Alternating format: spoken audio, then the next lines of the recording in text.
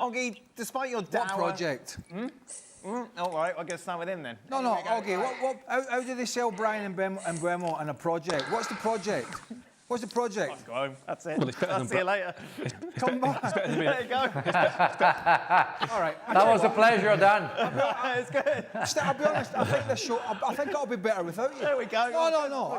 I'll ask There you go. Yep, go on then. Oggy, right, you just sit there. Yep, that's good. With that smug look. Oggy, what are they selling Bryan Mbeumo here as a project? Well, it's better than playing for Bradford, isn't it, Dan? So, Yeah, definitely. Yeah, put it there. exactly. No, listen, That's Bradford's not too far away from you. that project philosophy, these words in football that don't really mean anything, that basically he wants to play for a bigger club, earn more money, have the chance of winning trophies, because United still win trophies, so, you know, trying to sell it as something it's not. Bryan Mbeumo wants to play for a bigger club, he wants to play for Man United, and that's the project, I guess, but it's not really a project, is it? It's just a career move, and it's a good career move for Bryan Mbeumo. It's a great signing for Man United because, you know, Mbeumo and Cunha, they are a massive upgrade on what they had last season. You know, they're not world-class strikers at the absolute elite level, but if you can choose between Cunha and Mbeumo next year, it's better than choosing between Højlund and Xerxes and Anthony. It's an upgrade, so it's a good part of the rebuild, but obviously there's a lot more to do, and they've got to start focusing on other areas of the pitch now because they can't just bring him forward. Is this the best signing that Ineos have made so far? Probably, off the top of my head. Well, if only we had some sort of full screen that would show us every single signing that has been made, which is actually pretty mediocre when you take a look at it. Well, we don't know about Lenny Yoro because we've only seen glimpses of him. He's a youngster and Real Madrid wanted him and blah, blah, blah. So there's a lot of potential, potentially there.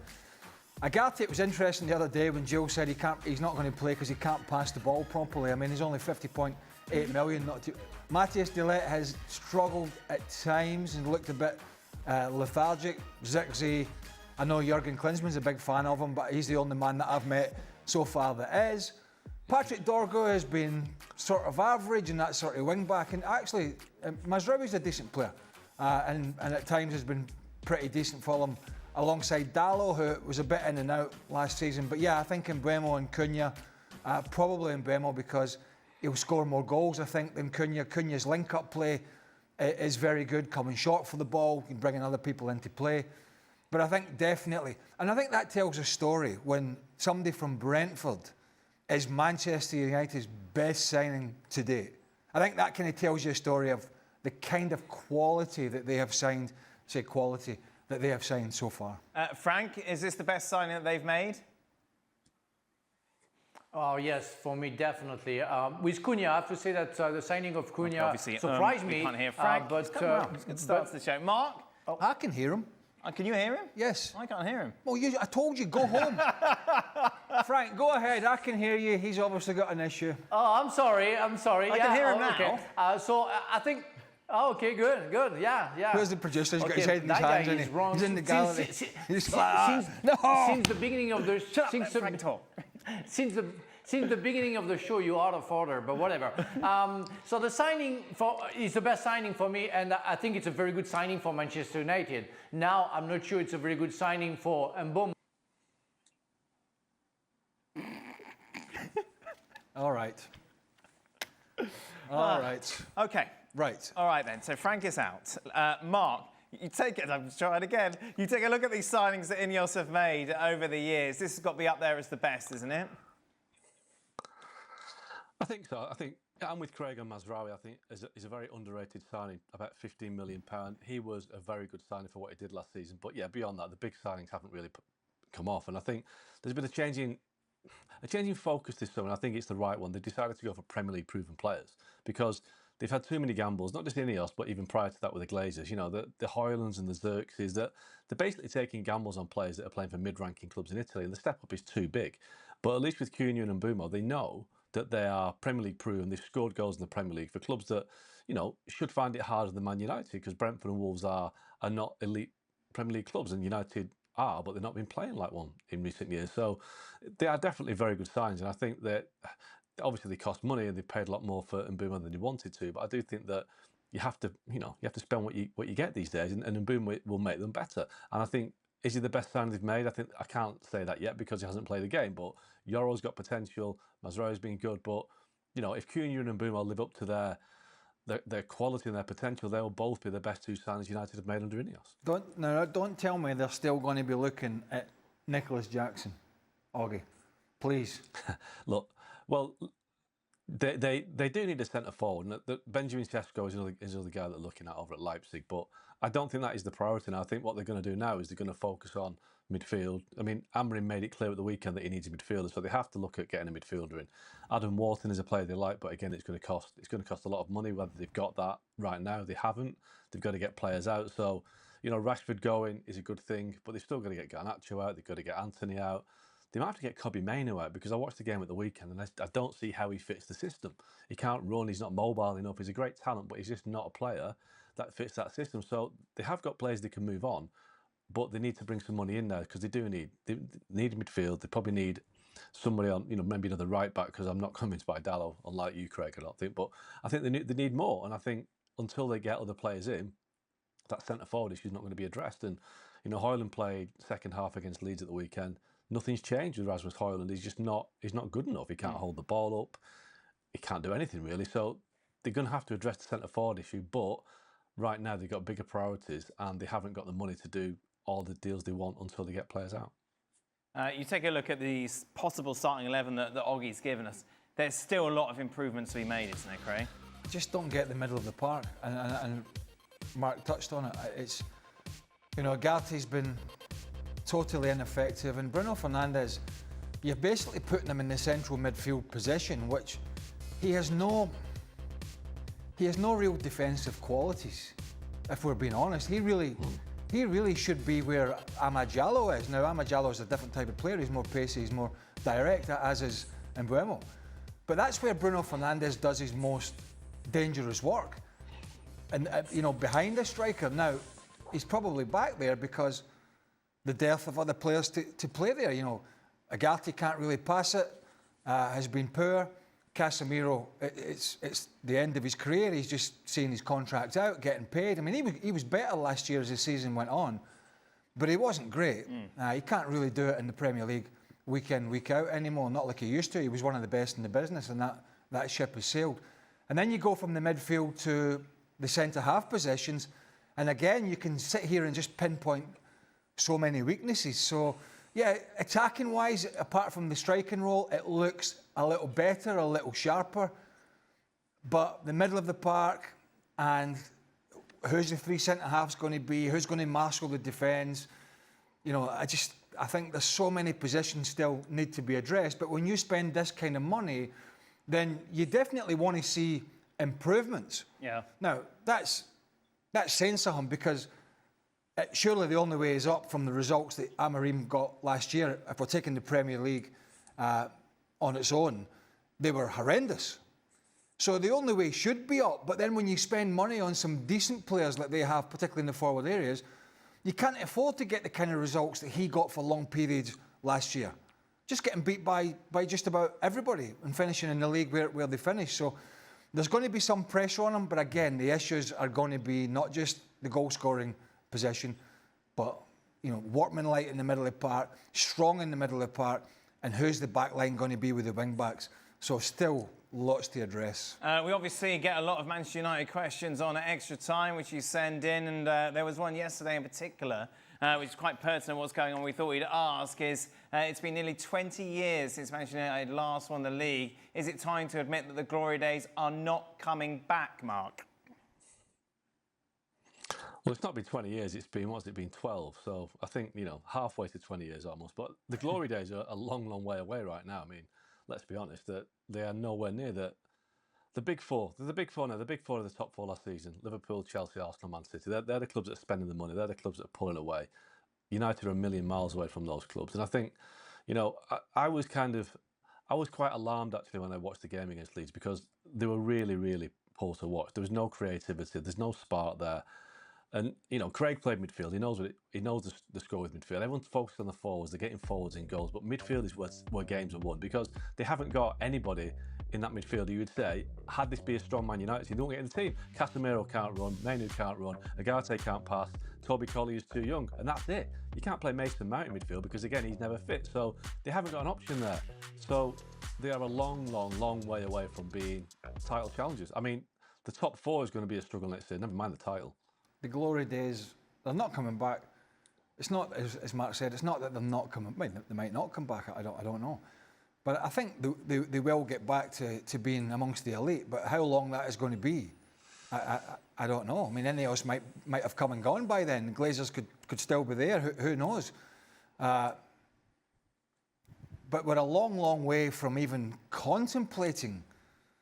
You know, when this United side play against the Liverpools and the Arsenals and the Manchester Cities in the current climate that they're in,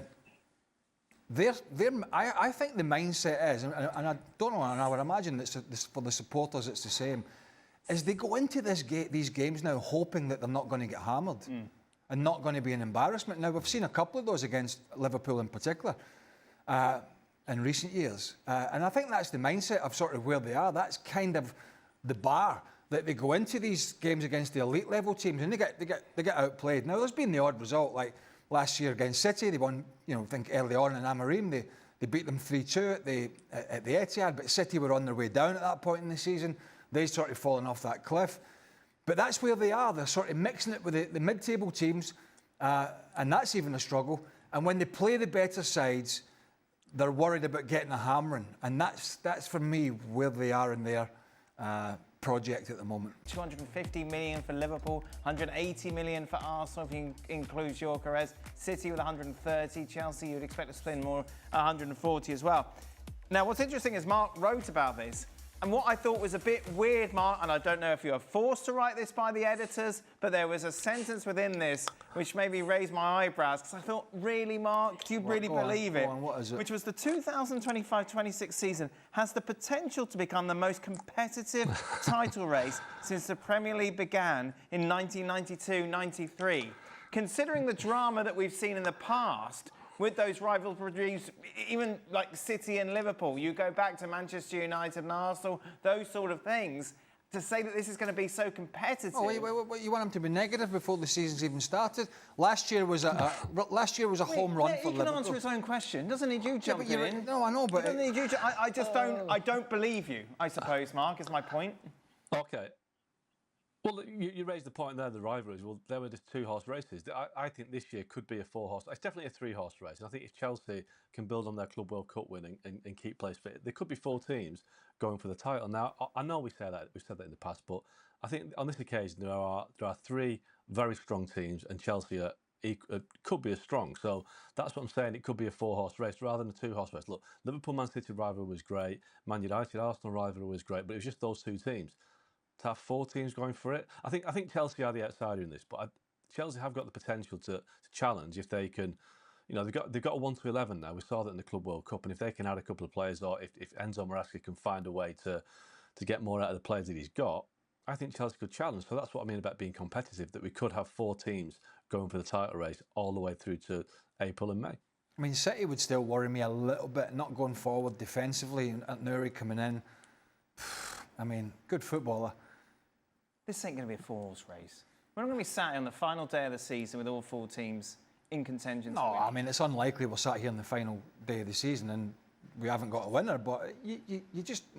I think there is potential for it to be more exciting than it was last year, which it wasn't very, as I say, it was a home run for Liverpool from sort of Christmas onwards. They did all the hard graft.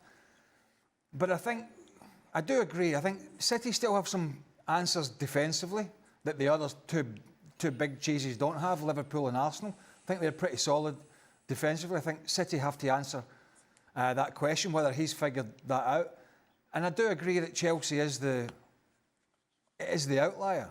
If we get the Club World Cup, Chelsea, the game against PSG, consistent, if we get the consistency, you just never know. I think it's unlikely they go all the way. I think Arsenal and Liverpool are going to go, to be honest, I think that's going to be like a head-to-head. And it's whether the other 2 can really step up. Because I think those 2 now have, in terms of the squad, I think they've just sort of stretched away a little bit in terms of quality. Even from City, who've got a big squad. And again, one of the other questions is he got the appetite, the City manager, after last year, where he was smarting from the criticism particularly when they went on that bad run. He was excuses and talking about big squads and talking about this, that, and the next thing, when he got to the cup final, which they lost, he talked about, you know, how many semi-finals, how they'd done this and they'd done that, and he seemed to be on the back foot. And it's whether he has the desire and appetite, because the players will sense it. The players in the dressing room will sense it if he doesn't believe, Guardiola this is, that he can get them back to the top. And I know they got Rodri back, I know they've signed quite a few players, but players will sense it if he's got his own doubts. And that's going to be, I think, one of the big questions. Frank, do you agree with Mark? This can be the greatest title race ever?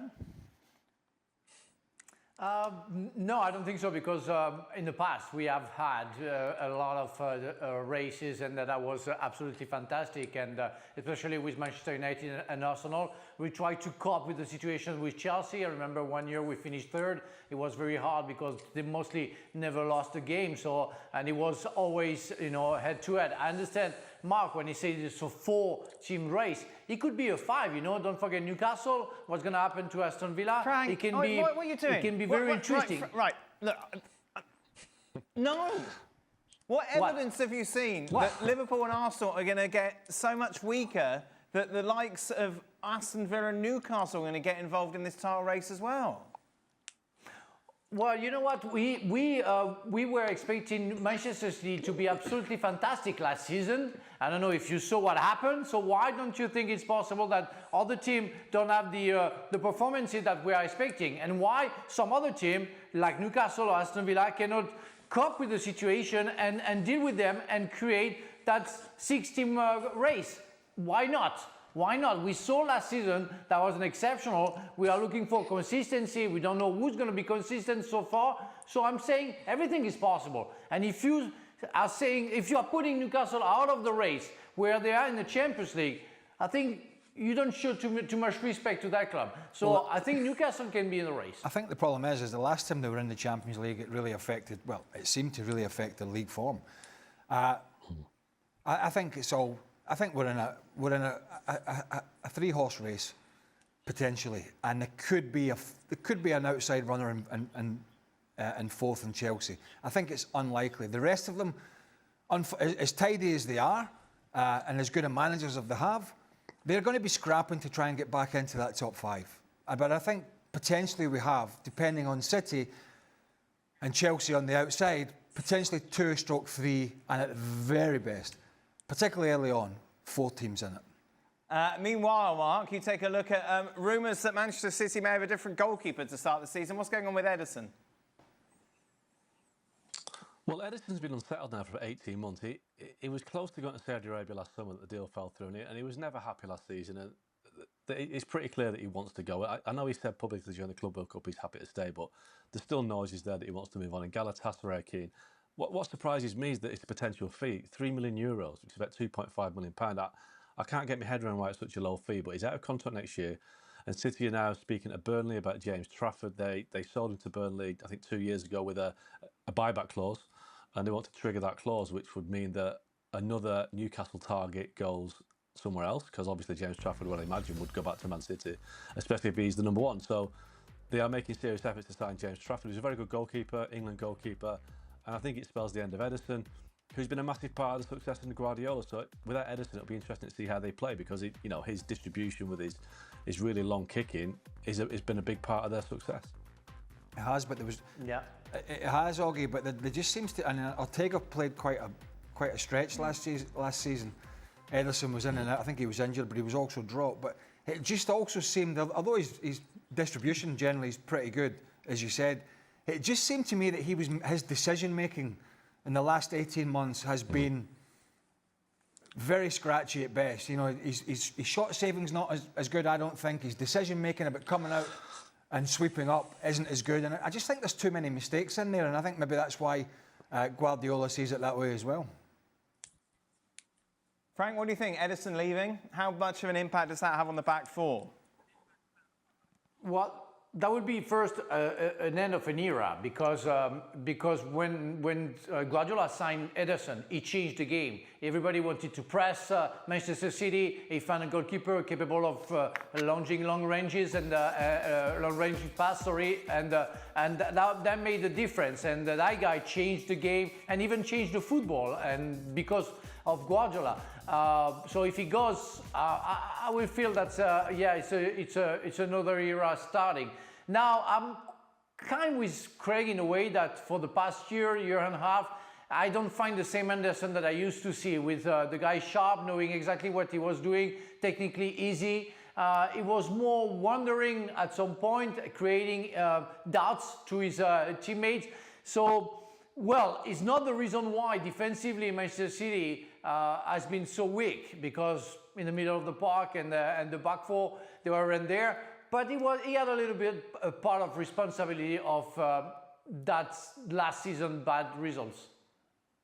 Meanwhile, Mark, you've been writing at length about Luis Diaz over the last few weeks. Any developments there? And if he goes, will Liverpool have the funds for a replacement?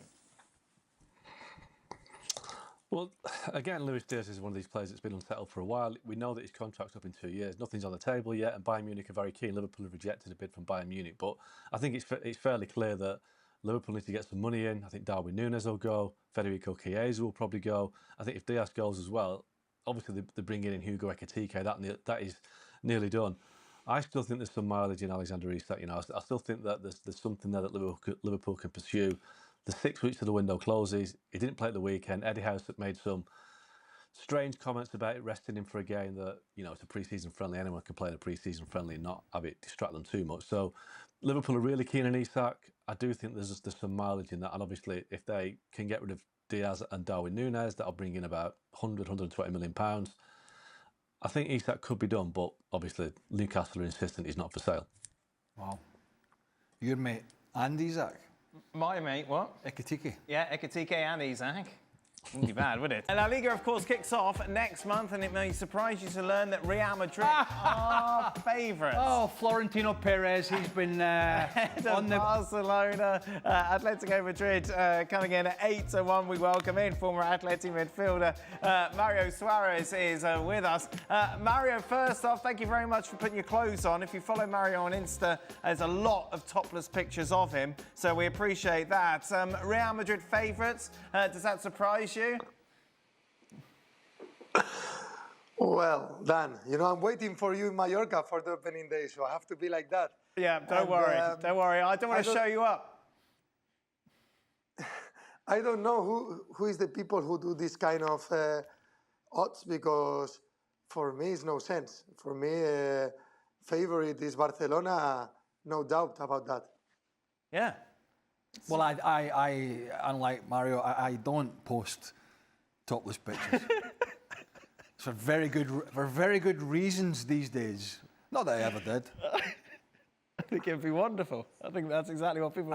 Again, we often question. I mean, you know more about it than me. It's where the money's going, isn't it? Yes, exactly. So it's not, you wouldn't exactly call that smart money going to the bookies or the bookmakers, because clearly, having watched Real Madrid at length last year and having watched them struggle over the summer, also talking about the losing Jude Bellingham for his surgery, so he's missing the start of the season. Rodrigo's having his problems. You know, Xabi Alonso's got a lot of work to do, and Barcelona were sublime last year. They were the best by far, and Atleti have strengthened in terms of the squad, which they do have a big squad. But to have Real Madrid as favourites, you know, you just... Whoever's putting money on that is clearly not watched a lot of La Liga in the last 12 months or so. No, especially when you look at this starting 11, Mario, and there's a lot of similarities to what we saw last season. Of course, there are a couple of new faces, but overall, it's that attacking final third of midfield where you feel Real Madrid really lacked that penetration last season, where they really haven't added to this summer, and that's where you imagine Xabi Alonso is going to have to work the hardest. Yes, as you said, there is a lot of similar players. Only in the defense they sign new players, but I think Xavi wants to play man-to-man, pressing in the other half of the pitch, and I don't know if these kind of players are ready to do that. Right now, As Craig said, they were struggling a lot in the summer, and Xavi has a lot of work to do. And as I said before, for me, the clearly favorite is Barcelona, and I think Atletico de Madrid will fight the second place. Is favorite for the second place than Real Madrid right now. No, I'm joking. But I think Xavi Alonso has a lot of work to do. Let's see if he convinces the player to do the things that he wants to do, because I think in the summer, in the World Club, FIFA World Club, they didn't convince, and when they face a big team like PSG, they struggle and they suffer a lot. Meanwhile, Barcelona have been quite quiet, of course, this summer, though they're expected to announce Marcus Rashford as a loan deal from Manchester United for a year. We've talked about this a lot, Mario, and we don't quite know why they've gone for Marcus Rashford. Well, I like it. I like this sign also on loan. And he's the typical player that he can play in the three attacking positions. He can play also as a striker, as a number 9, when Flick wants to give some rest to Lewandowski. Let's see if Lewandowski can repeat the same numbers and score the same goals than last seasons. It's not going to be easy. So I think Rashford can play in the left, in the right, and in front. Also, Rafinha can play number 10. I think it's a good signing. I like more than when they were talking about Nico, because Nico, you know that he can play in the left, and he struggled on the right, and in front he cannot play. So I think he's a more complete player, cheaper than the other ones they were talking, than Luis Diaz, than Nico. And well, I think it's a good signing. And as I said before, Barcelona, I like it. He's improving the team. So let's see what is going to happen. But I like this move. When you play such a high line as Barcelona played to some success last year. It's be an alarm that goes off when you say high line. Yeah. Just get people wound up. Then you have to have players that are going to press in the midfield and players in the front line that are going to also press. Not so much Lewandowski, but particularly your wider players. So if he's prepared to do that, if he gets game time, Rashford, then so be it. But we saw last year at Man United how poor his attitude was. And Hansi Flick can't afford to have that kind of player in his team. Now, maybe Marcus Rashford will get this realisation about how lucky I am to be there at Barcelona, how my form and performances over the last year or two don't really deserve to be at one of the best teams and best clubs in Europe, but it looks like this is going to be the case for him. And if he doesn't take this opportunity, there's no guarantee he will go there and play well. But the very least he can do is go there and have the best attitude possible, is to train his butt off all week, to really knock on that Hansi Flick door and say, put me in the team. And if it doesn't work out for him and he's given it 100%, then fine. It's a loan deal. They'll send him back. He'll never get another opportunity like that again. But if we see the sort of Marcus Rashford that we saw, and I can't believe for a minute we will, but if we see this guy who's sauntered around at Old Trafford watching other people do his running for him, then that's going to do Barcelona no good whatsoever. Because every player in that Barcelona team last year, they worked hard. They worked hard for Flick. Even Lamine Yamal, best player in Europe last year, you could have. Well, I think he was. Some people would say Rafinha and all that sort of debate. But these guys worked hard. They produced some of the best football, the best moments going forward that we've seen for a long time. But they also did the other side of the game, and they did it particularly well.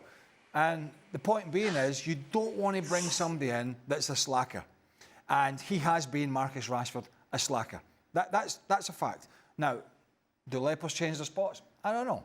But he's got an opportunity to do so, and we're going to see it live here, not too far away, on a weekly basis, whether he makes an impact or not. Mario, it's interesting. Craig brought up Lamine Yamal, and I just wanted your thoughts before we talk about Atleti, about the coverage and everything that is focused on him at the moment, not only by the sports newspapers in Spain, but also by the daily television programmes. He is absolutely everywhere in your country at the moment. And just 18 years of age, that's a lot of pressure, isn't it? Yes, Dan, it's a lot of pressure. Everybody is talking about Lamine. My son, the other day, I bought him the shirt of Lamine. Everybody's crazy with him. Not only in sports, as you said, in Spain they were talking about his birthday party, you know, very famous now in Spain. we don't know what is true or not, but it's a lot of pressure. But as we said before, he's demonstrated every day that he's mature. He can control that pressure. He was playing, or he played amazing last season. Let's see what he's doing right now with the number 10, with the new contract, with all the noise around him. But until the moment, it's amazing the way he handled everything around him. Mario, let's talk about Atleti. Even your son has turned his back, it sounds like, on your former club as well. I remember I was sitting here this time last year with the signing of Julian Alvarez. We were like, wow, with what's happening at Barcelona, Atleti might actually compete with Barca for second place. Obviously, we all thought Real Madrid were going to be home and hose with the signings they made. Obviously, we were completely wrong in that regard. Yet you look at Atleti's summer so far, and they've brought in a lot of new faces, but none of them, if I'm an Atleti fan, would get me that excited. Well done. I don't know if they're excited or not, but the reality is that the new players that they sign, it looks like they improve what Atletico has right now. But as we talk always, let's see what is doing Simeone with these players, because, you know, Baena is an amazing player if he plays in front positions, close to the other goal. If he plays 70 meters away, just defending and waiting to play to counter-attack, he will suffer. The same with Almada, you know. So right now, I think they are really good players. Johnny Cardoso is a good midfielder with a lot of recovery on the ball. I like the signings, but let's see if they play or not. Last summer, Atletico spent 200 million on transfers, and Conor Gallagher didn't play at all as a starter. Sorloth the same. Lenormand, he was struggling to play or not some matches. So, to be honest, I like Baena, I like Cardoso, I like Almada. I think they improve what Atletico has right now. So we have to demand more on Simeone and on the players and on the club. Mario, thank you very much. No one stays in Madrid during the summer. Where are you? Where will you be going? Well, as I told you before, I'm in Mallorca and I'm waiting for you here. What a life. Well, but I will be your host. What I will be your host. Life, will I by the sounds of you stalking him on Instagram, I don't think that's too far away. Not stalking, just doing my research ahead of the show. Yeah, Mario, thank you very much. Speaking of Mallorca, we'll be live there on the Saturday, August the 16th, as they take on the defending champions of Barcelona in the opening weekend of La Liga. Of course, you can see all these games live on ESPN+. Welcome in then to the latest edition of Extra Time. Frank's with us. Why couldn't you hear Frank during the show and I could hear him? I think my feedback was open. No, I think it was something in the gallery. Basically, the producer left his microphone open. This is my problem here. And you know, busy. Our producer's busy. Talk, produce. And the part got stuck. And we had sound problems with Frank, and then we lost. You know what we need to get completely. producer Mike? What? When he's producing the show. I was going to say something. Wear boxing gloves so that he can't press those. What's he talking to you for? He wasn't talking to me. I don't know. No, he's deflecting now in our ear. I'm talking to me. I mean, the whole thing was going on fire in the first 5 minutes. Yeah, it was. It went wrong. What was he doing? There you go. He's lying there. Despite Liverpool making clear upgrades in players, do you think there's a chance for the team to perhaps struggle out of the gates with all the new faces, Frank?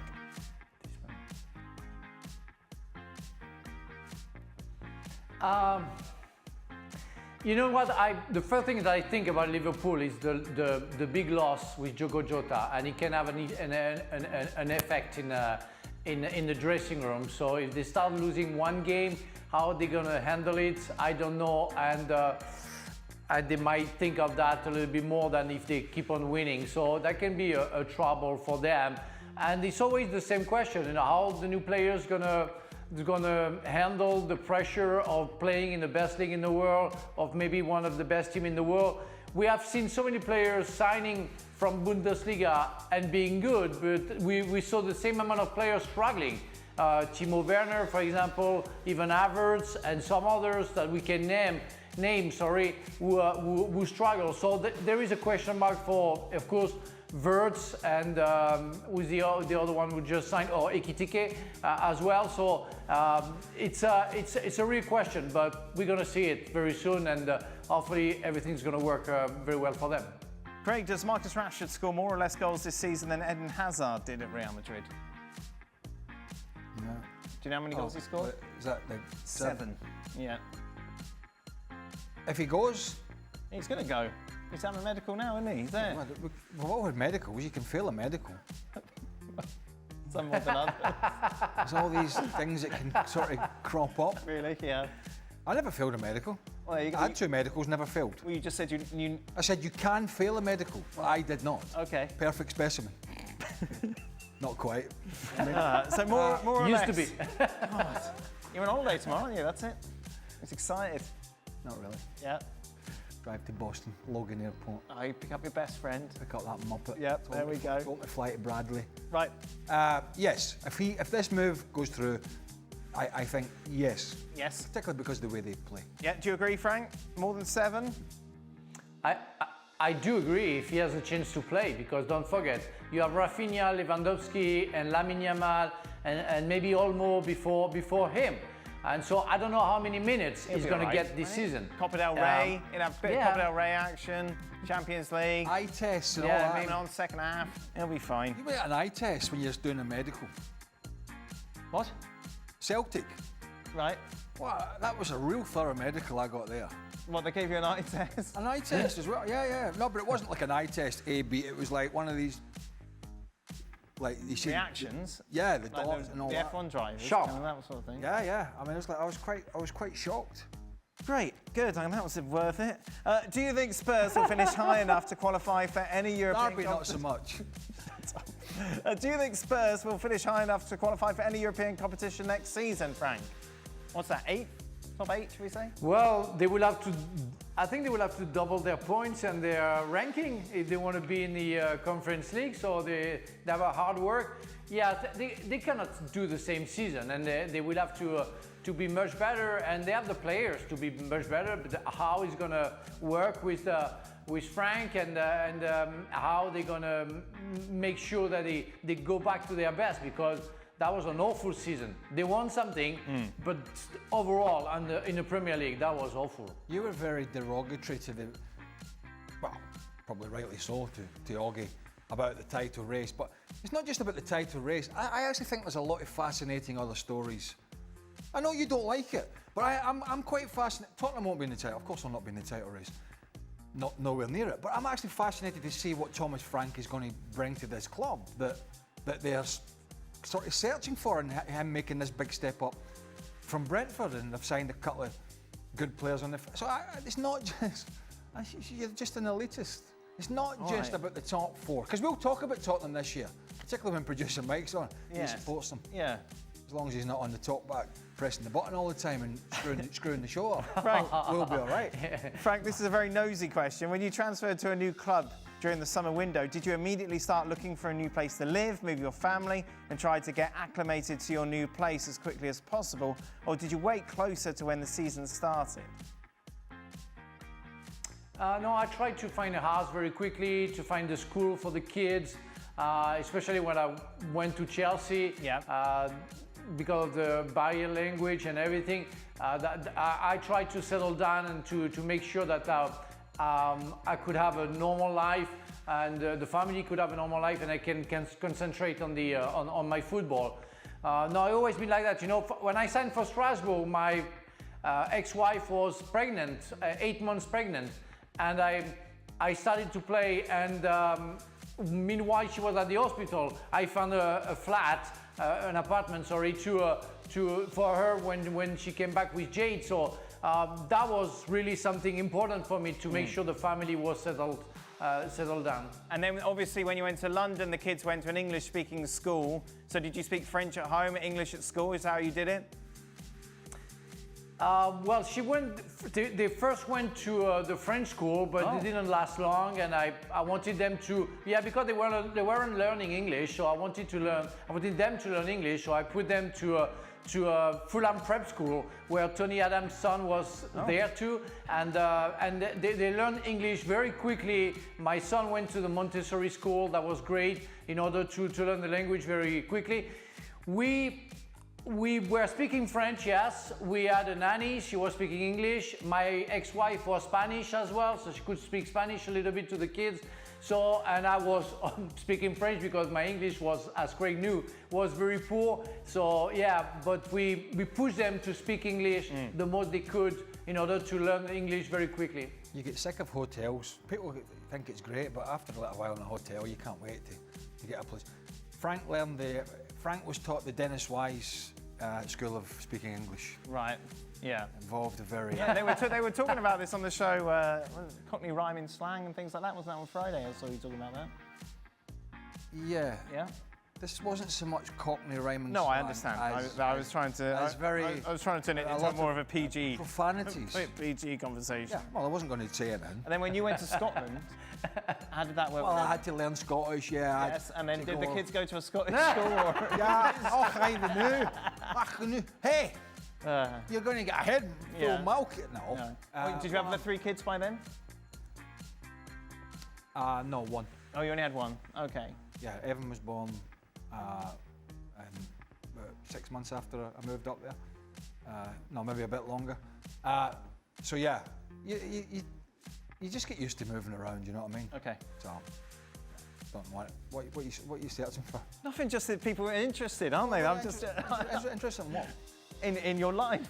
It's kind of gossips. We want to know Craig Burley's gossips. Exactly. You know? Moved to Glasgow. What did you do? Buy a house? Rent a I house? didn't actually know Glasgow very well, so that was something different for me because I came from a small town south, so I didn't really know.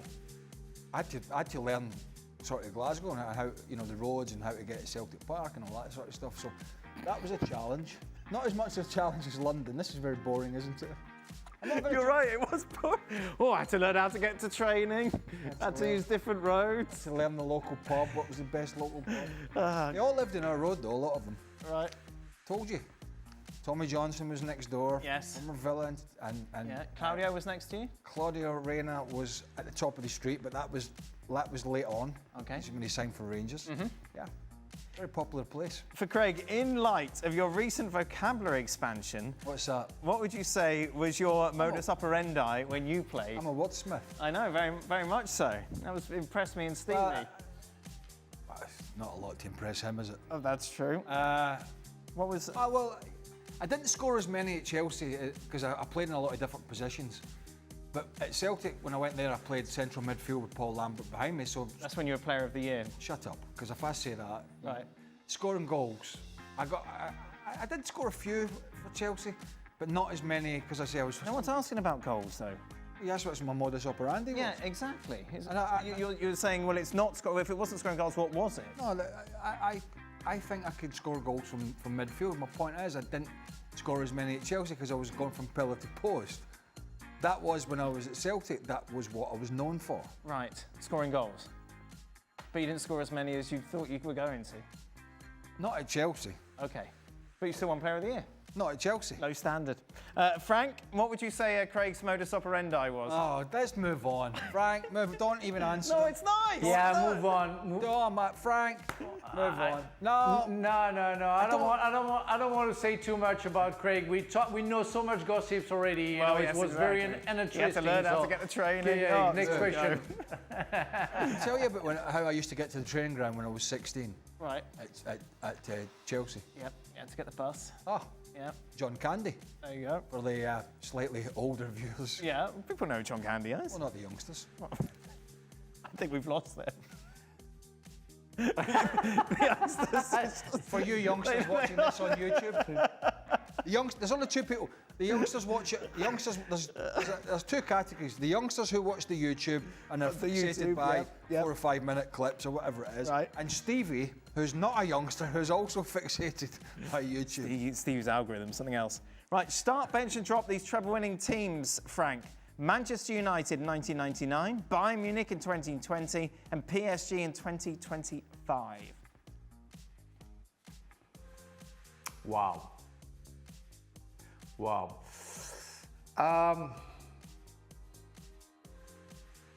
I think I have to put Paris Saint-Germain because of the unexpected. And that was amazing. And the way they played the football. I mean, the football for the last 6 months was simply the best in the world. I never thought the Manchester United 1999 was the best. And they were very, very good in terms of fighting, team spirit, the way that Sir Alex Ferguson made them playing. But I played against them that year. And they were impressive in the fighting spirit, but not in the quality like I could see Paris Saint-Germain. So I will put Paris Saint-Germain first, Manchester United second, and Bayern third. If you watch the best I think in that competition when they went to win the Champions League in '99, the best performance I think was in Turin. They came back, I think, and beat. I think it was 3-2. I mean, I can't remember what it was. But Roy Keane and Paul Scholes both got suspended. Yeah, for the final. And they missed the final. Obviously two key players. And if you watch the final, they obviously won the final. It was very dramatic. You know, Solskjaer and Teddy Sheringham. But they got battered for long periods by that Bayern side. And Sir Alex Ferguson talked about it in an interview he did recently. He said, we could have been out of it by the time we got to that point. Right. So it was, I'm not taking it away, you still win it. But the performance in Turin, I think Cole and York were up front, and Roy Keane was magnificent in the middle of the park. That was a brilliant performance. Final question, Frank, what's your favourite movie of all time? Con Air. Well, I have many, but I would say overall, the Schindler List. I think I watched it like 30 times. Wow. Yes, I'm very fond of history and the World War II, and I'm also a big fan of Liam Neeson. So yeah, I watched the movie many times because that's a beauty. That's simply a beauty for me. Green Mile. Well, I can't watch these films anymore. Do you know? I don't have AMC. Oh no. My Hulu. Live TV, yes. Owned by Disney. Right. You can package it all together, by the way. Yep. It hasn't got it. Okay, if only there was other ways of streaming movies. No, I'm saying, but I was, me, I was like, I was odds on every night. Yeah, you just... Because it went to the channel that you last watched. Yes. It was usually the MC, so a bit of Con Air, Yes. a bit of the Green Mile, Yep. Again, maybe The Rock, Sean Connery. Yes. Oh, Oh, there we go. That's it. Are you away now until after the Champions League? Charity Shield. I know, I'm back. I'm back early on in August. Oh.